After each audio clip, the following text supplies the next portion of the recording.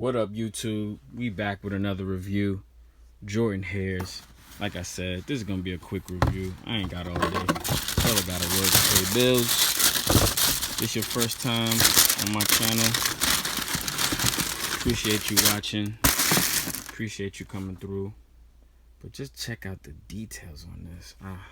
The suede. If you know anything about the Hares, this is a beautiful shoe that was on the Jordan 7, which is one of my favorite shoes. And they decided to put it on a Jordan 6, which is one of my second favorite shoes of all time. Check out the bottom though. Crazy. Like I said, man, this is a quick review. I don't have all day, but I just wanted to just let you guys know that I am back in business. Size 11.5, ready to go. I don't have no retail prices, so don't ask me for no retail prices.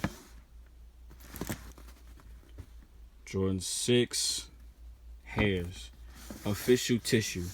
Don't ever play yourself. You see that? You heard? Don't ever play yourself, man.